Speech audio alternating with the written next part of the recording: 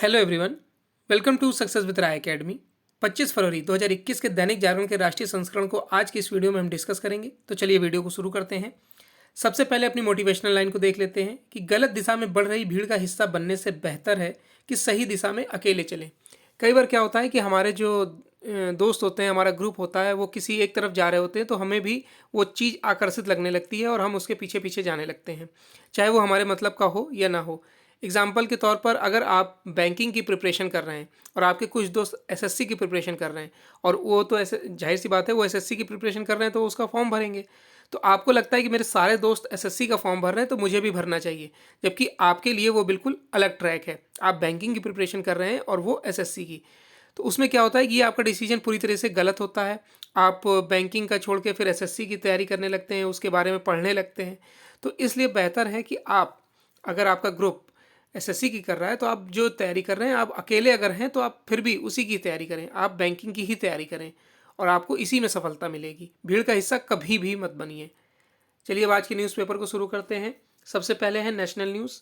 दो national news हैं। पहली न्यूज़ है कि 1 मार्च से बुजुर्गों को भी कोरोना का टीका मुफ्त।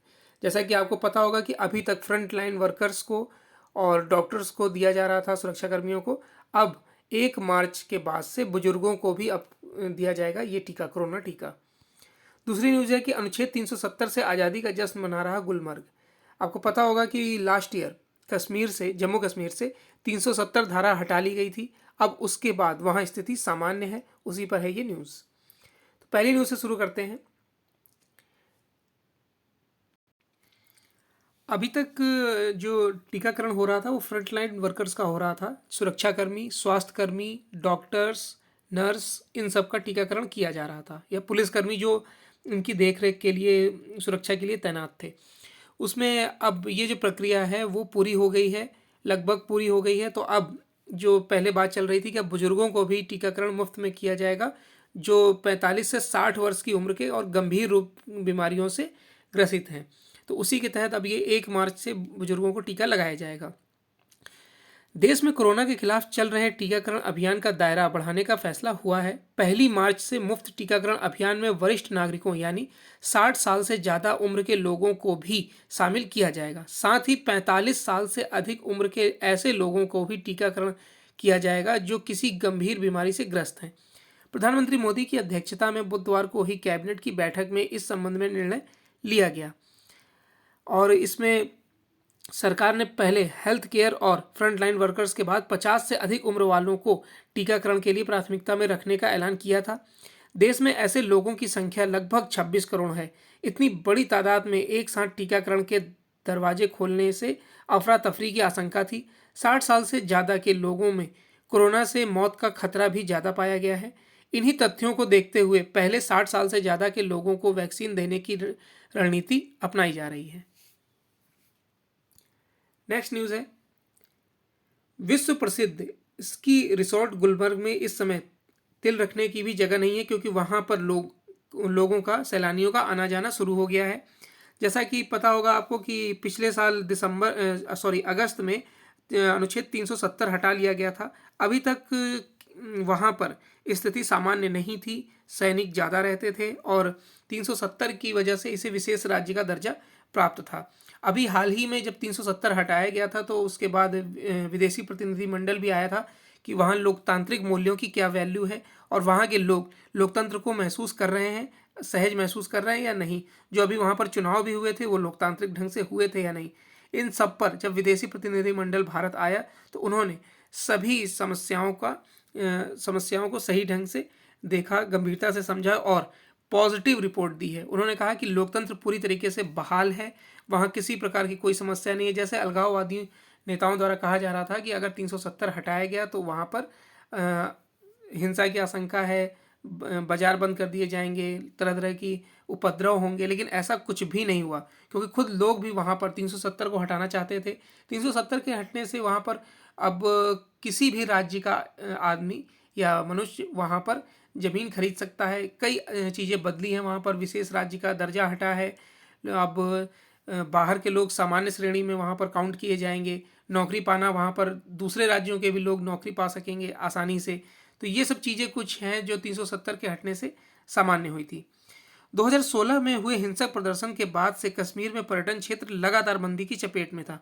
5 अगस्त 2019 को जम्मू कश्मीर पुनर्गठन अधिनियम लागू हुआ तो कई ने आशंका जताई थी कि हालात बिगड़ेंगे और कश्मीर का पर्यटन पूरी तरह से बर्बाद हो जाएगा। यह आशंका उस समय सही साबित होती नजर आई जब जनवरी 2020 में सिर्फ 3,750 पर्यटक कश्मीर पहुंचे।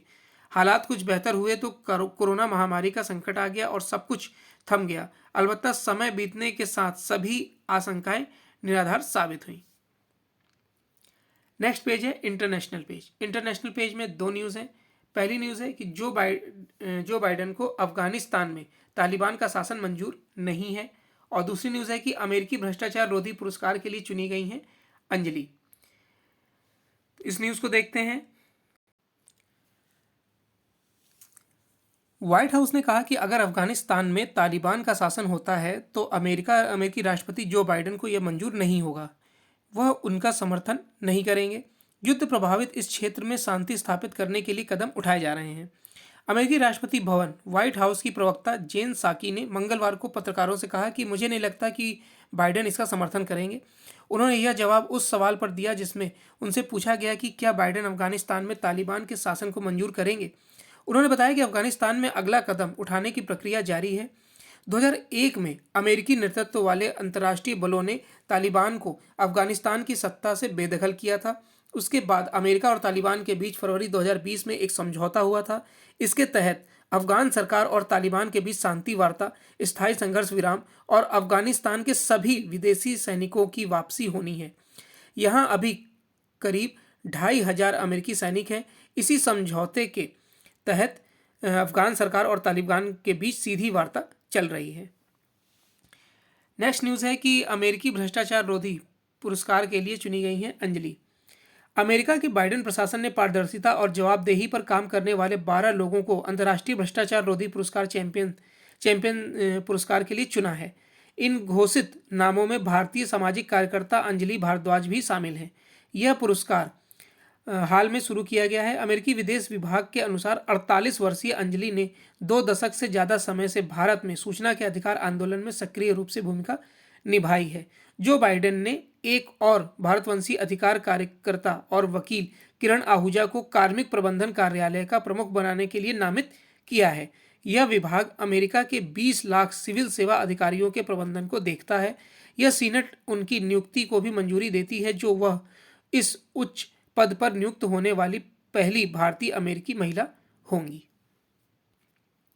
नेक्स्ट न्यूज़ है बिजनेस पेज से। बिजनेस पेज से दो न्यूज़ हैं। पहली न्यूज़ है कि आईटी और फार्मा के लिए 22,350 करोड़ की पीएलआई स्कीम मंजूर, और दूसरी न्यूज़ है कि क्रिप्टो करेंसी से वित्तीय स्थिरता को खतरे की आशंका। ये स्टेटमेंट दिया है आरबीआई ने।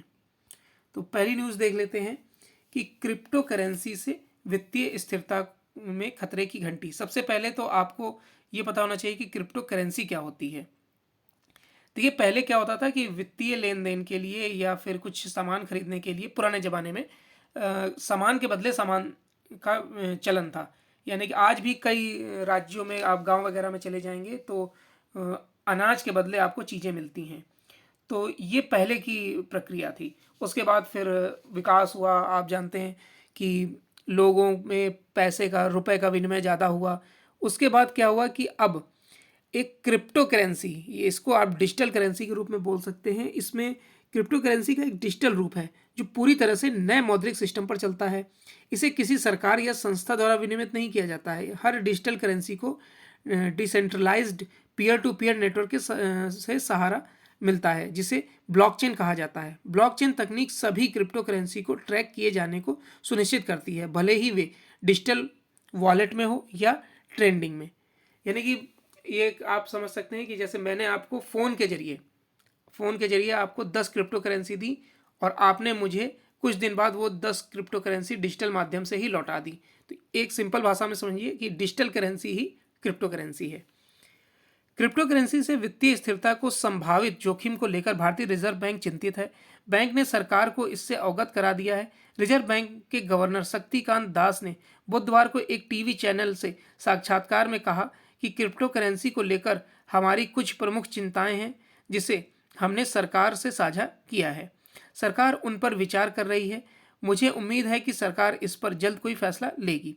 शक्तिकांत दास का कहना था कि ब्लॉकचेन प्रौद्योगिकी अलग है, ब्लॉकचेन प्रौद्योगिकी का अभी दोहन होना है, लेकिन वित्तीय स्थिरता के दृष्टिकोण से क्रिप्टो को लेकर आरबीआई चिंतित है। उल्लेखनीय है कि केंद्रीय बैंक इससे पहले भी डिजिटल मुद्रा को लेकर चिंता जता चुका है। उसका कहना है कि डिजिटल मुद्रा का इस्तेमाल मनी लॉन्ड्रिंग और आतंकवाद को वित्तीय मदद के लिए किया जा सकता है। नेक्स्ट है कि आईटी और फार्मा के लिए 22,350 करोड़ की पीएलआई स्कीम मंजूर। प्रधानमंत्री नरेंद्र मोदी की अध्यक्षता वाली कैबिनेट कमेटी ने बुधवार को आईटी हार्डवेयर और दवा उत्पादन के प्रोत्साहन के लिए 22,350 करोड़ रुपए की उत्पादन आधारित प्रोत्साहन स्कीम को मंजूरी दे दी है। इनमें 15,000 करोड़ रुपए के इंसेंटिव दवा उत्पादन के लिए दिए जाएंगे, जो 7,350 करोड़ रुपए आईटी हार्डवेयर क्षेत्र के लिए आवंटित किए गए हैं।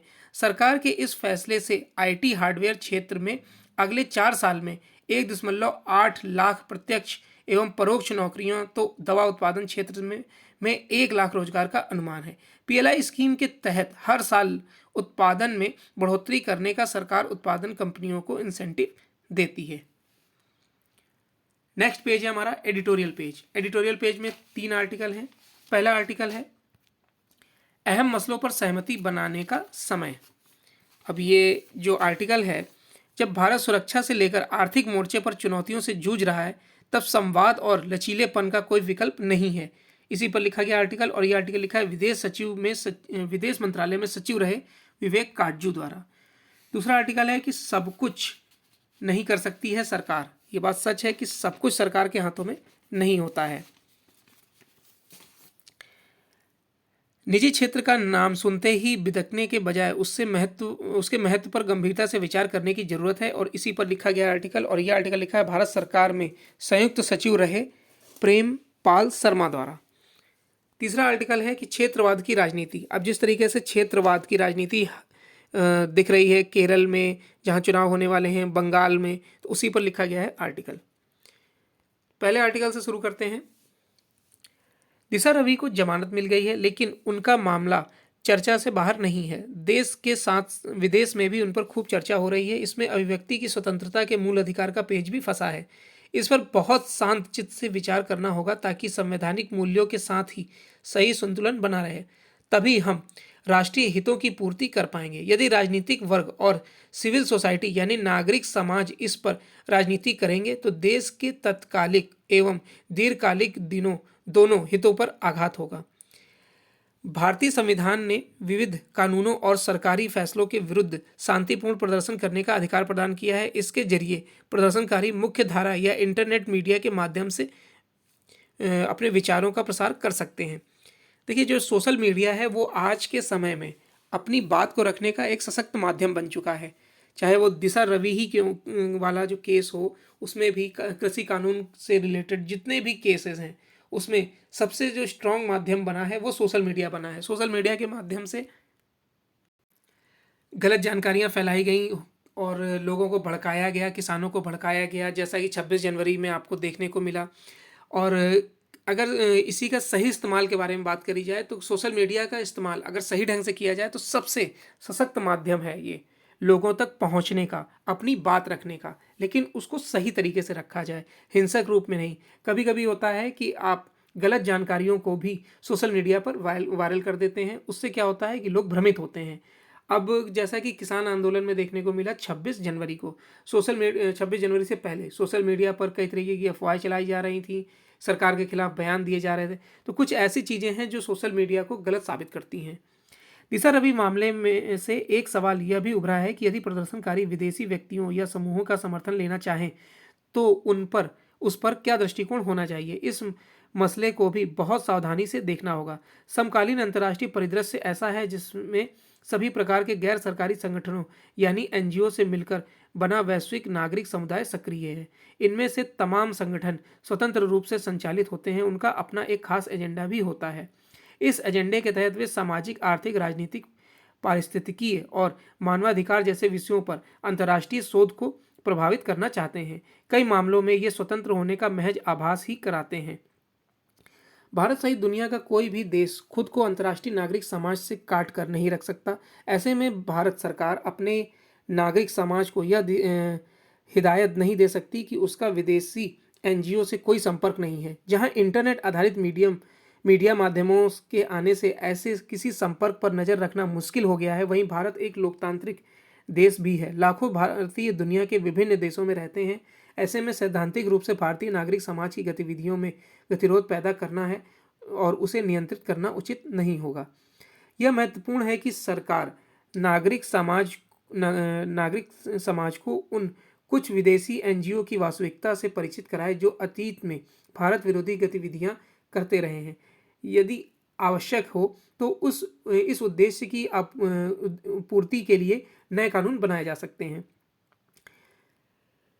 नेक्स्ट आर्टिकल है, सब कुछ नहीं कर सकती सरकार। पिछले दिनों प्रधानमंत्री नरेंद्र मोदी ने कहा कि बाबुओं यानी नौकरशाहों को अपने काम में रंग ढंग बदलने होंगे। निसंदेह ना तो सरकार में सब कुछ ठीक होता है और ना ही निजी क्षेत्र में सब कुछ खराब होता है। साल 2014 में मोदी सरकार ने भी वायदा तो न्यूनतम सरकार अधिकतम शासन का किया था, लेकिन यह नारा दीवार पर टंगा रह गया। अब उन्होंने निजी क्षेत्र का सहयोग लेने की बात कही है।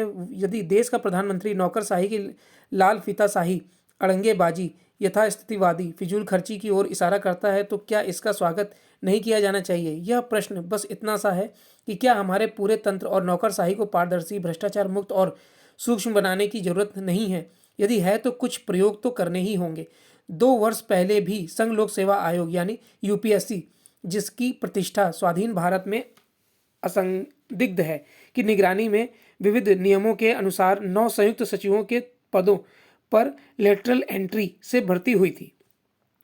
कृषि, ऊर्जा, वित्त, संचार आदि क्षेत्रों में जो विशेषज्ञ चुने गए उनकी क्षमता पर आज तक किसी वैचारिक पूर्वाग्रह आधारित या दूसरे अन्य किस्म के आरोप नहीं लगे। वैसे तो यदि केंद्र सरकार के 500 से अधिक पदों में से कुछ तकनीकी पद विशेषज्ञों को दे दिए जाएं तो कौन सा आसमान फूट पड़ेगा। बदलते वैश्विक परिदृश्य में निजी क्षेत्र की उद्यमिता और नवोन्मेष के कम योगदान नहीं है। सरकार क्रांति के क्षेत्र में फेसबुक, ट्विटर, व्हाट्सएप से लेकर अमेजॉन, फ्लिपकार्ट, स्नैपडील जैसी कंपनियां सरकारी सीमाओं से बाहर हो खड़ी हैं।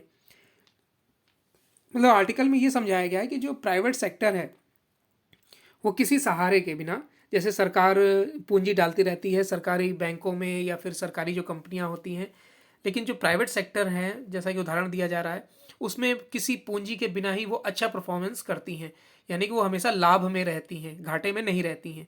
तो ऐसा ही क्यों नहीं सरकारी क्षेत्रों में किया जाए या फिर उन सरकारी क्षेत्रों को निजी क्षेत्र में तब्दील कर दिया जाए। अभी हाल ही में निर्णय लिया गया था कि 4 बैंकों का निजीकरण किया जाएगा और एक इंश्योरेंस सेक्टर का कंपनी का।